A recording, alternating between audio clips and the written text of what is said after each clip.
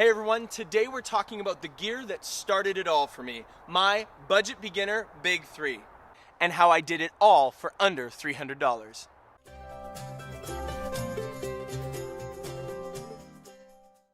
One of the things that kept me from backpacking for so many years was quite simply the cost. I remember walking into a store and looking at backpacks, and I'd see one that I'd like and look at the price tag and realize it was $350.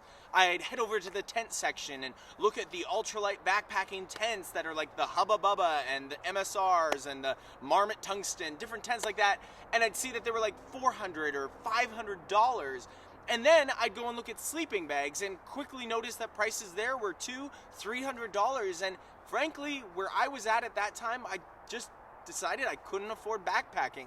And it was something that I dreamed about and longed to do, but I never thought I'd ever be able to afford it. That all changed when my friend got me to sign up for Amazon Prime Day. And as I'm going through all the different Prime deals, I saw a backpack, a backpacking backpack. And that's when something went off and I realized, what if I got my gear online?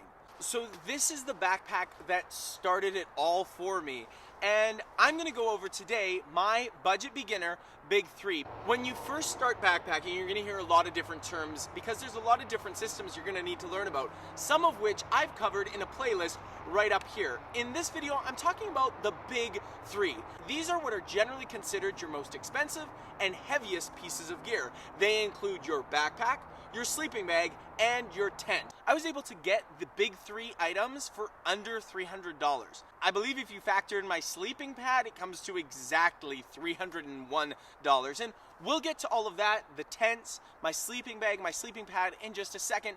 But why don't we look at the piece of gear that started it all? Let's start by talking about the backpack that started it all, my first piece of gear. You can get this on Amazon for $65. It's the Mountaintop Adventure 60-liter backpack. I think 60 liters is a great size of backpack to start for beginners. 50 liters might be a little bit too small, especially because you're likely not getting the lightest and most compact gear when you first get started, especially if you're working with a budget. But if you go with a 70-liter backpack, you might be tempted to bring more than you need, meaning a heavier backpack. With 60 liters, I found it to be just the right size, and it was what somebody advised me. It made it tight enough that I had to be choosy about what I brought, but big enough that I could fit some of the bigger items that you naturally start off with when you get started with backpacking. But let's talk about a few of the features that I think make this backpack a great backpack. The first thing I want to talk about is the back. This is a versatile, size adjustable back, so you can go to different sizes depending on your torso height. I actually recommended this backpack to two of my cousins. She's more on the petite size. He's a muscular guy, so he's got a little bit of a broader build, and they were able to adjust the back to make it comfortable for them. One of the key features that sold me on it were the hip belts. Look at how much padding there is on your hips to keep this in its place comfortably resting on your hips, because that's where you want most of the weight of your backpack to be carried. And on those hip belts is another huge selling feature to me, hip belt pockets. These are perfect for putting in snacks, putting in your phone, putting in any types of pieces of gear that you would like easy access to while you're on the trail. Another little thing that I think makes this a good backpack for beginners is on the sternum strap you have a whistle. Now, that might seem like a little small thing, but when you're first getting started, every little safety feature helps with giving you a little bit more peace of mind. If you knew that you were getting lost or something was happening or emergency, you got injured, you know that you could give 3 sharp blasts to alert anybody else you're hiking with or anyone in the region that you need help. And yeah, sure, it's a small thing, you probably will never use it, but I find when you just start backpacking, every little piece of peace of mind gets you that mile further. So why don't you tell me in the comment below what you started backpacking with that maybe you didn't need, but gave you a little bit more peace of mind. 2 other quick features that I want to talk about on this backpack are the fact that it has these gear loops on the front. You could use this for a large sleeping pad or simply put your tent across, which is what I did. It also has a separate sleeping bag compartment as well as the main bag interior. So lots of packing options. All in all, I think this backpack is a great beginner backpack. So if you'd like more information, check it out in the links below. Now let's talk sleeping bag. The first sleeping bag I got was the TETON TRAILHEAD, rated to 20 degrees Fahrenheit extreme. There's a lot to be said about temperature ratings for sleeping bags, but in a nutshell, you just need to know what's extreme rated and what's comfort rated, because those are two very different things. For example, this is rated to an extreme temperature of 20 degrees Fahrenheit or minus 7 degrees Celsius, so that means you wouldn't want to take it down that low.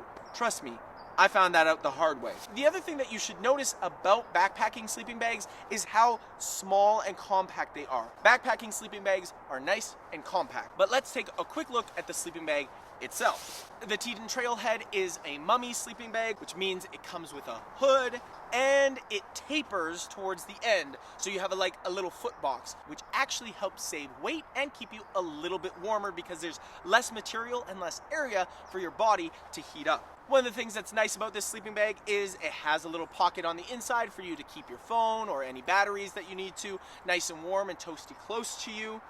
But let's talk about one of the reasons why it might not be the best for you. That is if you go anywhere that it might get kind of cold backpacking. This is pretty comfortable down to about 40 degrees Fahrenheit, I found. Now I am a pretty cold sleeper, but anything below that, getting closer to the freezing mark, was quite a bit chilly.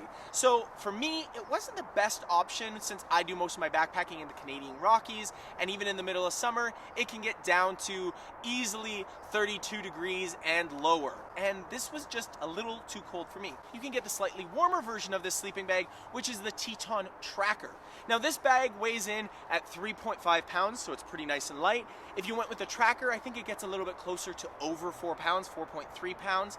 The other option is the TETON Leaf. I've heard awesome reviews of that bag, and I would recommend that if you know you're going down to those colder temperatures, to get the 20 degree TETON Leaf, which weighs roughly the same as this one does, and it's comfort rated to 20 degrees Fahrenheit instead of an extreme weight rating. Either way, TETON makes great sleeping bags, and this is what started it all for me. And if you know that you're just staying in warm areas, going by lakes in the southern US or different places like that, then this is probably more than enough for you. Now it's time to talk tents. Now let's talk one of the hardest decisions most beginners have to make when they get started, which is what tent are you going to bring? I know I agonized over this for weeks. I took out tape, I laid it on the floor to get different sizes, I looked at different options, read hundreds of reviews, and in the end I decided to go with the NATUREHIKE Cloud Up 3-person tent. The reason I got a 3-person tent was because I knew that me and my buddy Tyler would be sharing a tent for our first backpacking trips. The NATUREHIKE Cloud Up 3-person tent weighs in at 5.75 pounds, and you can split that weight between 2 people so that each person is carrying just under 3 pounds, which was pretty agreeable for me and Tyler when we were just getting started. The plus side is that it was really spacious. We could both be sleeping in there. We could both have our sleeping bags in with us, and we had enough room and maneuverability.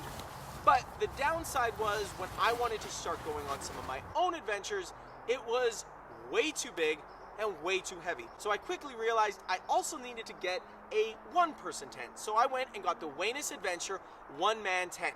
I really enjoy both of these tents for different reasons, and I would still recommend them. However, if you think that you're only going to be going out with somebody once in a while, I'd probably recommend just getting the 2-person Cloud Up tent if you want to go with the Cloud Up. This is a freestanding tent versus this is not a freestanding tent, so that's a little bit of a different thing. And the biggest difference between these two tents is price. At $145 for the 3-person tent, and this one is $89 to $90 for the 1-person WEANAS tent. It really comes down to a budget option of which one you prefer and which one you can afford. Lighter, but can only fit 1 person. Bigger, could fit more people, but you gotta carry that extra weight. All in all, the tent that you choose needs to reflect what is going to be your lifestyle on the trail. Some people use a tent just for sleeping. They crawl in at night, get in their sleeping bag, and pass out. Other people like something that they have some livability in. For me, I like getting dressed in my tent. I like getting comfortable. I like sitting up, looking at my pictures. I want something with enough headspace and enough moving room that I can live in that space for a little while. That's one of the things that I love about this one-person tent. Many one-person tents are very small and feel a little bit more claustrophobic.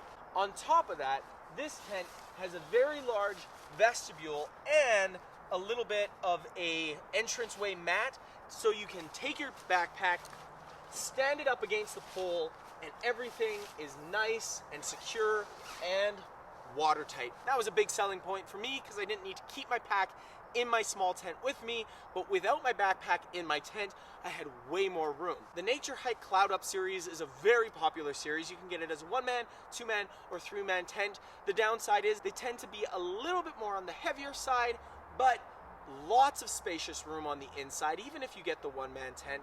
I think a 2-man tent is a great beginner option because you have the option of being able to bring somebody along, but you don't have to if you don't want to. The thing that you do need to keep in mind though, if you bring 2 people along in a 2-man tent, it will be cramped. 2 men means shoulder to shoulder, 2 people right beside each other. That's not very comfortable, but it's doable. If you know you're going to be camping with somebody regularly, then get a 3-person tent. That extra space will save you your sanity. So at $65 for the backpack, $57 for the sleeping bag, and $145 for the NATUREHIKE Cloud Up 3-person tent, or $90 for the WEANAS 1-person adventure tent, you can start with your big 3 items, your heaviest and most expensive items, for well under $300. Everything else can easily be bought for just a couple $100. That's what I did. It worked for me, and from there, I was able to upgrade. There's a lot of different systems when you first start getting backpacking that you need to know about and make some decisions about. That's why I put together this playlist of 5 short videos of the 5 systems that every beginner backpacker needs to make some decisions about. This big 3 is just part of those systems, so I'll see you over in the next one.